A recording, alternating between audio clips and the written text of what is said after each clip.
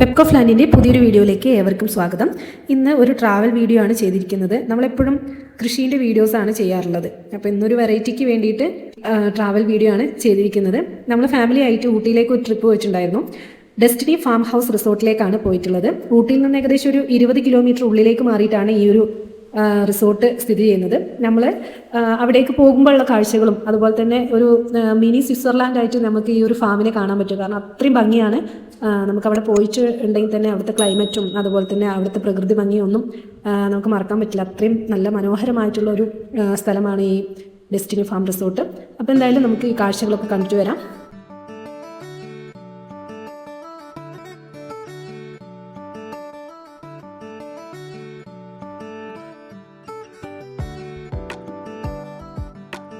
ഞങ്ങളുടെ സ്ഥലം വരുന്നത് വയനാടാണ്. ഏകദേശം 6 മണിയൊക്കെ ആയപ്പോൾ നമ്മൾ വീട്ടിൽ നിന്ന് ഇറങ്ങിയിട്ടുണ്ട്. ഏകദേശം 12 മണിയാവുമ്പോഴാണ് നമുക്ക് ചെക്ക് ഇൻ ചെയ്യാനുള്ള ടൈം. ഞങ്ങളവിടെ എത്തിയപ്പം 12:30 ആയിട്ടുണ്ട്. ഇടയ്ക്കൊക്കെ വണ്ടി നിർത്തി, നമുക്ക് കുട്ടികൾ ടയർഡാകുന്ന സമയത്തൊക്കെ വണ്ടി നിർത്തി അങ്ങനെ വളരെ പതുക്കെയാണ് പോയിരിക്കുന്നത്. ഊട്ടി ഗൂഡല്ലൂർ റൂട്ടിനാണ് പോയിരിക്കുന്നത്.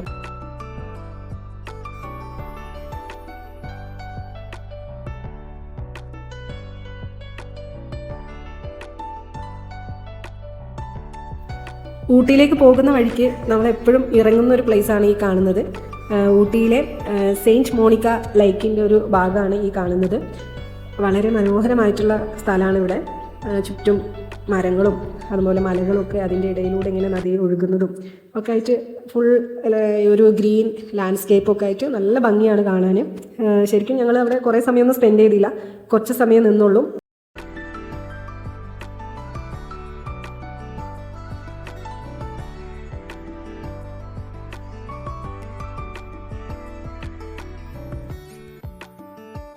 അങ്ങനെ ഞങ്ങൾ വീണ്ടും കാറെടുത്ത് പുറപ്പെട്ടു.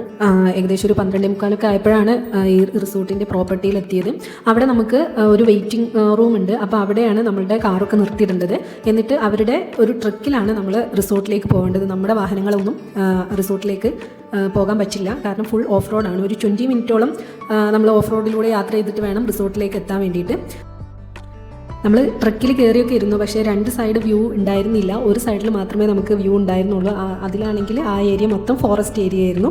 അപ്പോൾ അവിടെ നമുക്കങ്ങനെ വ്യൂ ഒന്നും എടുക്കാൻ പറ്റിയിട്ടില്ല. ഒരു സൈഡിൽ മൊത്തം കൃഷി ഏരിയ ആണ് ഉള്ളത്. അപ്പോൾ നമ്മൾ ഒരു 20 മിനിറ്റ് എടുത്ത് അങ്ങനെ നമ്മുടെ റിസോർട്ടിൻ്റെ എൻട്രിയിലേക്ക് പ്രവേശിക്കുകയാണ്. അപ്പോൾ നല്ല ഭംഗിയാണ്. അത് കാണുമ്പോൾ തന്നെ നമുക്ക് മനസ്സിലാവും.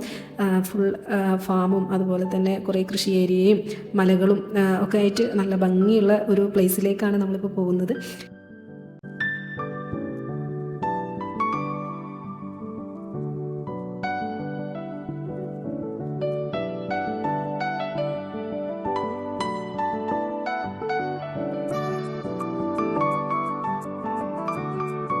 നമ്മൾ റീൽസിൽ കണ്ടിട്ടാണ് ഇങ്ങനൊരു പ്ലേസ് ഉണ്ട് എന്നുള്ളത് അറിഞ്ഞത്. അപ്പോൾ നമ്മൾ ഗൂഗിളിലൊക്കെ തപ്പി അതിൻ്റെ നമ്പറൊക്കെ കണ്ടുപിടിച്ച് അങ്ങനെ നമ്മൾ ബുക്ക് ചെയ്തിട്ടാണ് ഇങ്ങോട്ട് വന്നത്. ശരിക്കും നമ്മൾ അതിൽ റീൽസിലൊക്കെ കാണുന്ന പോലെ തന്നെയാണ്. ഇത് വലിയൊരു ഹിൽ സ്റ്റേഷനാണ്. ഇവിടെ എത്തിയപ്പോൾ തന്നെ ഇവിടുത്തെ ഒരു ആംബിയൻസ് ഭയങ്കരമായിട്ട് ഇഷ്ടമായിട്ടോ. അത്രയും നല്ല ഭംഗിയാണ് ഇവിടെ കാണാൻ. അപ്പോൾ ഇനി ഇവിടെ ഫുള്ളായിട്ടൊന്ന് നടന്ന് കാണണം. അപ്പോൾ അതിന് വേണ്ടിയിട്ട് നമ്മൾ വേഗം തന്നെ ചെക്ക് ഇൻ ചെയ്യാനുള്ള കാര്യങ്ങളൊക്കെ ചെയ്തു. ഇനി നമ്മുടെ റൂമും കാര്യങ്ങളൊക്കെ കിട്ടിയിട്ടുണ്ട്. അപ്പോൾ നമ്മൾ വേഗം റൂമിലേക്ക് ഒന്ന് പോയി ഒന്ന് ഫ്രഷ് ആയിട്ട് നമ്മൾ ഇവിടെ ഒന്ന് ചുറ്റി കാണാമെന്ന് വിചാരിച്ചു. അധികം തണുപ്പൊന്നും ഉണ്ടായിരുന്നില്ല ആ സമയത്ത് പോയപ്പോൾ, പക്ഷേ നല്ല മഴ ഉണ്ടായിരുന്നു. കുറച്ച് കഴിഞ്ഞപ്പോൾ നല്ല മഴയായിരുന്നു. എന്തായാലും നമുക്ക് എല്ലാ കാഴ്ചകളും കൂടി കാണാം.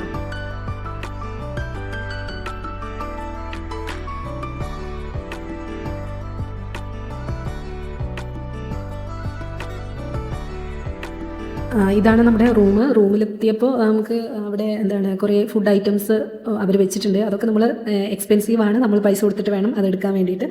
അപ്പോൾ നമുക്ക് ഫ്രീ ആയിട്ടും അവിടെ കുറച്ച് ബിസ്ക്കറ്റ്, കോഫി ഉണ്ടാക്കുന്ന ഐറ്റംസ് അങ്ങനെയുള്ള കാര്യങ്ങളൊക്കെ ഉണ്ട്. അല്ലാത്തത് നമ്മൾ പേയ്മെൻറ്റ് ചെയ്യണം. അങ്ങനെയാണ്. പിന്നെ റൂമൊക്കെ നല്ല അടിപൊളി റൂമൊക്കെ ആയിരുന്നു. പിന്നെ റൂമിൻ്റെ ബാൽക്കണിയിൽ നിന്നുള്ള വ്യൂ ആണ് ഈ കാണുന്നത്. നമ്മളിവിടെ എത്തിയപ്പോൾ തന്നെ ഏകദേശം 1:30 ആയിട്ടുണ്ട്. നമ്മളൊന്ന് ഫ്രഷ് ആയതിനു ശേഷം നേരെ നമ്മൾ അവരുടെ തന്നെ റെസ്റ്റോറൻറ്റിൽ പോയിട്ട് ഫുഡ് കഴിക്കാമെന്ന് വിചാരിച്ചു. നമ്മൾ റെസ്റ്റോറൻറ്റിൻ്റെ പുറത്തായിരുന്നു ഇരുന്നത്. അവിടെയുള്ള ഒരു വ്യൂ ആണ് ഈ കാണുന്നത്. നമ്മൾ ഫുഡ് ഓർഡർ ചെയ്ത് കഴിക്കുകയാണ് ചെയ്തത്. ബുഫേ സിസ്റ്റം ഉണ്ട് കേട്ടോ. അപ്പോൾ നമുക്ക് ഏത് വേണമെങ്കിലും ചൂസ് ചെയ്യാം. അത്യാവശ്യം നല്ല ഫുഡായിരുന്നു, നല്ല ക്വാളിറ്റിയുള്ള നല്ല ഫുഡായിരുന്നു. അങ്ങനെ നമ്മൾ ഫുഡൊക്കെ കഴിച്ച് ഒന്ന് പുറത്തേക്ക് ഇറങ്ങി.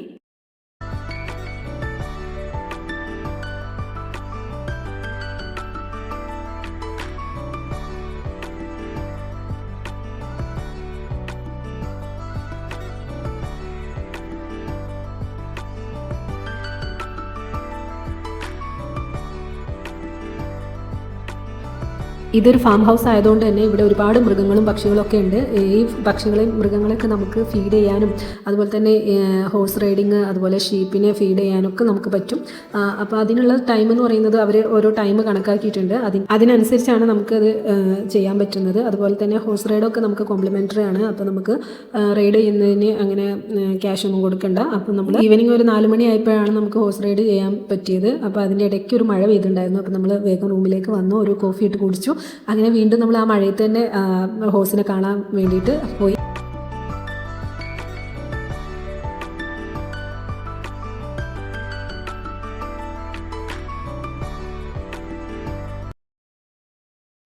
ഇവിടെ അതുപോലെ നമുക്ക് സൈക്കിൾ റൈഡൊക്കെ ചെയ്യാൻ പറ്റും. അങ്ങനെ മക്കൾ കുറച്ച് നേരം സൈക്കിൾ റൈഡ് ചെയ്തു. അതിനുശേഷം നമ്മൾ നേരെ ഹോഴ്സിൻ്റെ അടുത്തേക്ക് പോയി. അപ്പോൾ കുറച്ച് നല്ല ക്ലൈമറ്റ് ആയിരുന്നു. നല്ല കോടയും അതുപോലെ തന്നെ തണുപ്പും ഉള്ളൊരു കാലാവസ്ഥയായിരുന്നു ആ സമയത്ത്. റെയിൻബോ ഒക്കെ ഇങ്ങനെ ആകാശത്ത് ഇങ്ങനെ കാണുന്ന നല്ല ഭംഗിയുണ്ടായിരുന്നു. അതുപോലെ തന്നെ ആ ഹോഴ്സിനെ ഇങ്ങനെ അവർ റെഡിയാക്കി വെച്ചിട്ടുണ്ടായിരുന്നു. കുറേ പേര് ഇങ്ങനെ ഹോഴ്സ് റൈഡ് ചെയ്യുന്നുണ്ട്.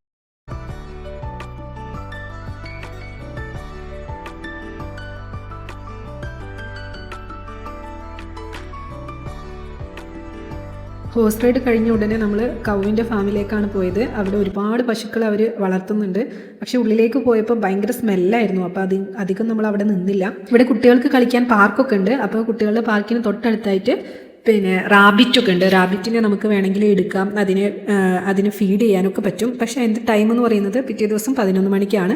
കുറച്ച് സമയം നമ്മൾ റാബിറ്റിൻ്റെ കൂടെ സ്പെൻഡ് ചെയ്തു. അതിനുശേഷം നമ്മൾ പിന്നെ റെസ്റ്റോറൻറ്റിലേക്ക് പോയി. അവിടെ നമുക്ക് കോഫി അതുപോലെ സ്നാക്സ് ഐറ്റംസ് ഒക്കെ ഉണ്ട്. അത് കോംപ്ലിമെൻ്ററി ആണ്. നമ്മൾ അവിടുന്ന് അതൊക്കെ കഴിച്ചതിന് ശേഷം നമ്മൾ വീണ്ടും ആ മഴയിൽ തന്നെ പുറത്തേക്ക് ഇറങ്ങാമെന്ന് വിചാരിച്ചു. പിന്നെ നമുക്കൊന്നും സമയം ഇല്ലാത്തതുകൊണ്ടാണ് ഇപ്പോൾ തന്നെ ഇറങ്ങിയത്. മഴ ഇടയ്ക്കിടയ്ക്ക് ഇങ്ങനെ പെയ്യുന്നുണ്ട്. അപ്പോൾ നമ്മൾ ഫിഷിങ് ചെയ്യുന്ന പൂളിൻ്റെ അടുത്തേക്ക് പോവുകയാണ്. അവിടെ ഈ സമയത്ത് ഫിഷിങ് ചെയ്യാൻ പറ്റില്ല. പക്ഷേ നമ്മൾ അവിടെ ഒന്ന് കാണാൻ വിചാരിച്ചിട്ട് അങ്ങനെ ജസ്റ്റ് പോയതാണ്. അവിടേക്ക് നല്ല ഭംഗിയാണ് കാണാൻ, ഫുള്ളും ലാൻഡ്സ്കേപ്പ് ആയിട്ട് നല്ലൊരു ആംബിയൻസ് ആണ്. പക്ഷേ അവിടെ ആ ഒരു സമയത്ത് ഫിഷിങ് ചെയ്യാനുള്ള സമയം അല്ലായിരുന്നു. അങ്ങനെ നമ്മൾ തിരിച്ച് റൂമിലേക്ക് തന്നെ വന്നു.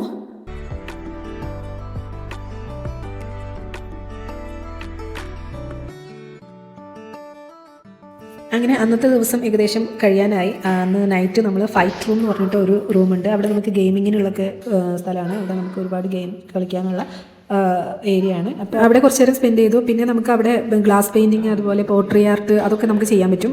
അതൊക്കെ പേയ്മെൻറ്റ് ചെയ്യണം. അതിനുശേഷം നമ്മൾ വീണ്ടും റെസ്റ്റോറൻറ്റിലേക്ക് വന്നു. ഏകദേശം ഫുഡ് കഴിക്കാനുള്ള ടൈമായി, ഡിന്നർ കഴിക്കാനുള്ള സമയമായിട്ടുണ്ട്.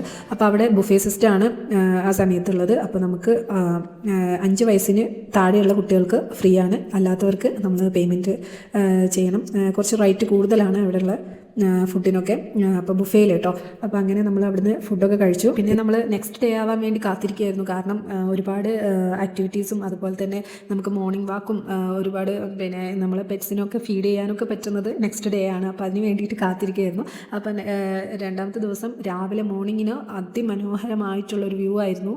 കാരണം ആ ഒരു പിന്നെ സൂര്യൻ്റെ വെളിച്ചം ഇങ്ങനെ ഈ മലകളിലൂടെ തട്ടി നമ്മുടെ ഈ ലാൻഡ്സ്കേപ്പിലൂടെ ഇങ്ങനെ വരുന്ന സമയത്ത് എന്ത് ഭംഗിയായിരുന്നു അറിയോ കാണാൻ. എനിക്ക് ഭയങ്കര ആഗ്രഹമായിരുന്നു അവിടെ നിന്ന് ഒരു പെയിൻറ്റിങ് ചെയ്യണം എന്നുള്ളത്. അപ്പം ഞാൻ അവിടുത്തെ ഒരു സ്ഥലം ജസ്റ്റ് ഒന്ന് ഫോട്ടോ എടുത്ത് അങ്ങനെ പെയിൻറ്റിങ് ചെയ്തതാണിത്. അപ്പോഴേക്കും സമയം 7:30 ആയിട്ടുണ്ട്. ആ സമയത്താണ് നമ്മൾ മോർണിംഗ് വാക്കിന് പോകുന്നത്. മോർണിംഗ് വാക്കിൻ്റെ എക്സ്പീരിയൻസ് എന്ന് പറയുന്നത് ഭയങ്കര രസമായിരുന്നു. കാരണം ഇങ്ങനൊരു മോർണിംഗ് വാക്ക് ഇതുവരെ ചെയ്തിട്ടില്ല. ഇങ്ങനെ ഒരു മലയുടെ മുകളിൽ ഭയങ്കര ഹൈറ്റുള്ള ഒരു മലയുടെ മുകളിലേക്കാണ് നമ്മൾ പോകുന്നത്. കുറേ ചെളിയുള്ള ഏരിയ ഒക്കെ ഉണ്ടായിരുന്നു. എന്നാലും അവിടെ നിന്നൊക്കെ നമ്മൾ എങ്ങനെയൊക്കെ നടന്ന് കയറി മലയുടെ മുകളിൽ എത്തിയപ്പോൾ ഉണ്ടായിരുന്ന ഒരു കാഴ്ച എന്ന് പറയുന്നത് ഭയങ്കര രസമായിരുന്നു.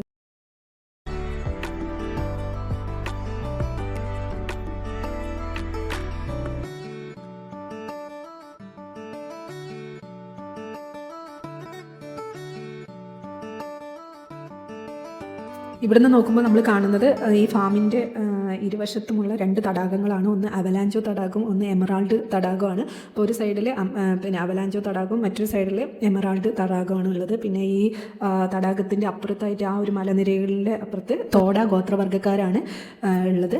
അതൊക്കെ അവരിങ്ങനെ നമുക്കിങ്ങനെ പറഞ്ഞു തന്നതാണ്. പിന്നെ അവിടുത്തെ കാഴ്ച എന്ന് പറയുന്നത് എനിക്ക് പറഞ്ഞു തരാൻ പറ്റില്ല. അപ്പോൾ അത്രയും അവിടെ പോയി കാണുമ്പോഴാണ് നമുക്കത് മനസ്സിലാവുള്ളൂ. അത്രയും നല്ല മനോഹരമാണ്. ശരിക്കും പറഞ്ഞാൽ പണ്ട് നോട്ട്ബുക്കിൻ്റെ പുറംചട്ടകളിലൊക്കെയാണ് ഇങ്ങനത്തെ പിക്ചറൊക്കെ കണ്ടിട്ടുള്ളത്. അത് അത് ശരിക്കും നമ്മളെ ലൈഫിലേക്ക് വരുന്ന ഒരിക്കലും വിചാരിച്ചിട്ടില്ല. അത് കണ്ടപ്പോൾ ഉള്ള എക്സ്പീരിയൻസ് എന്ന് പറയുന്നത് അത്രയും സന്തോഷം വേറെ ഇല്ല. അപ്പോൾ നിങ്ങൾ ആരെങ്കിലും ഇനി ഊട്ടിയിലേക്ക് ട്രിപ്പ് പോകാൻ പ്ലാൻ ചെയ്യുന്നവരുണ്ടെങ്കിൽ തീർച്ചയായിട്ടും ഈ ഒരു പ്ലേസ് എക്സ്പീരിയൻസ് ചെയ്യുക തന്നെ വേണം. അത്രയ്ക്കും രസമാണ്. അങ്ങനെ നമ്മൾ മലയൊക്കെ ഇറങ്ങി വരികയാണ്. ഇനി അടുത്ത ടൈം എന്ന് പറയുന്നത് ബ്രേക്ക്ഫാസ്റ്റിനുള്ള ടൈമാണ്. അത് അവിടെ നമുക്ക് ഫ്രീ ആണ്. അപ്പോൾ ബുഫേ സിസ്റ്റം തന്നെയാണ് അവിടെ ഉള്ളത്. അപ്പോൾ നമുക്ക് ഏത് ഫുഡ് വേണമെങ്കിലും എടുത്ത് കഴിക്കാം. അങ്ങനെ നമ്മൾ ബ്രേക്ക്ഫാസ്റ്റൊക്കെ കഴിച്ചു. അതിനുശേഷം നമുക്ക് ഇനിയുള്ള ആക്ടിവിറ്റി എന്ന് പറയുന്നത് ഷീപ്പിനെ ഫീഡ് ചെയ്യാൻ വേണ്ടിയിട്ടാണ് നമ്മളിനി പോകുന്നത്. അവിടെ നമുക്ക് ഷീപ്പിനെ എടുക്കാം, അതുപോലെ തന്നെ ഷീപ്പിനെ ഫീഡ് ചെയ്യാം. അതിന് വേണ്ടിയിട്ട് ഇവിടെ നോക്കുന്ന ഒരാളുണ്ട്. അപ്പോൾ അവർ നമ്മളെ കയ്യിൽ ഒരു പുല്ല് തരും, ഒരു വെറൈറ്റി പുല്ലാണ് കേട്ടോ. അത് കൊടുത്താലാണ് ഈ ചെമ്മരിയാട് ചുറ്റും കൂടും. അപ്പോൾ നമ്മൾ അവിടെ നിന്ന് കുറച്ച് വീഡിയോസും ഫോട്ടോസും ഒക്കെ എടുത്തു. അപ്പോൾ നല്ല എക്സ്പീരിയൻസ് ആയിരുന്നു. ഈ പഞ്ഞിക്കെട്ട് പോലെയുള്ള ആടുകളെ നമുക്ക് തൊടാനും എടുക്കാനൊക്കെ പറ്റുന്നത്. അപ്പോൾ അങ്ങനെ നമ്മൾ അത് കഴിഞ്ഞിട്ട് നേരെ ഫിഷിങ്ങിനാണ് പോയത്. ഫിഷിങ്ങിന് വേണ്ടിയിട്ട് കുറേ ആൾക്കാർ അവിടെ ഇങ്ങനെ നിരന്ന് ഇരുന്ന് ഇങ്ങനെ ചൂണ്ടലിട്ട് മീൻ പിടിക്കുന്നുണ്ട്. അങ്ങനെ നമ്മുടെ ചൂണ്ടലിൽ 2 തവണ മീൻ കുത്തി. പിന്നെ അവിടെ പിടിക്കുന്ന ഫിഷിനൊക്കെ ആ കുളത്തിലേക്ക് തന്നെ വീണ്ടും ഇടുകയാണ് ചെയ്യുന്നത് കേട്ടോ.